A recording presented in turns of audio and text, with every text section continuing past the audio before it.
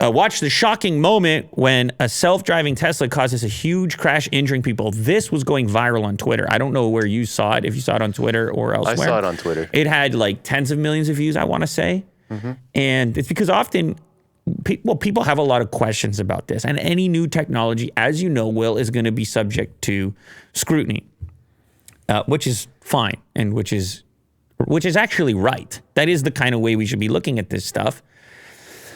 But it's not often that you get a clip of a type of collision like this, where a security camera captures the anomaly, because obviously this is not happening all the time, but it captures the anomaly well, and then it acts as sort of a forum for anyone who's had this experience to go and comment underneath the clip. So you can see it breaks abruptly. This is not the point that you want to be doing this or having this happen, and it causes a pileup, which injures 9 people, including a 2-year-old child.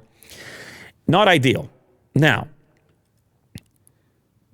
people in the comment section have all kinds of theories as to what's going on. And others have suggested that it has something to do with being in this tunnel or this underpass.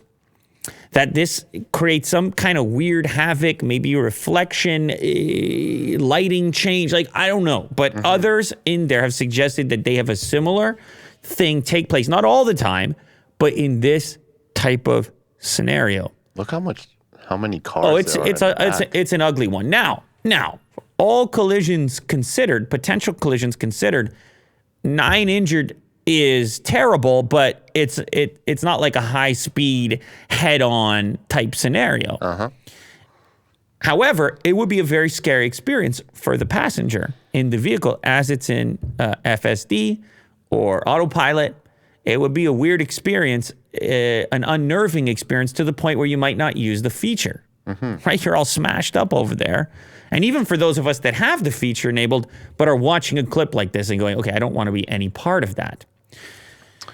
The blinkers were on too, just to indicate. Yeah, so why is the blinker on? The person obviously noticed. Is it trying to pull over? Well, I think the person noticed it was braking. And then hits the hey, Will, can you lower the fader on the desktop audio, if you don't mind? Oh, okay. Yeah, maybe my ears are more sensitive than yours. But anyway, maybe the person wasn't actively braking and they panicked. Like, why is the car braking? Does it see something I don't? And so they hit the blinker, maybe. Is the whole thing a scam? And maybe the person fell asleep or something? By the way, these are not...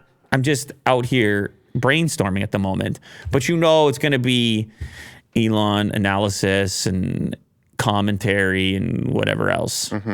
So I don't know. It's still a new technology. Let's not get carried away. It's certainly not full self-driving, and there's enough evidence of that, and you need to be monitoring it. And if it does do something like this, I presume the override here is to hit the accelerator to essentially override the braking. Or maybe even just click off FSD in that scenario.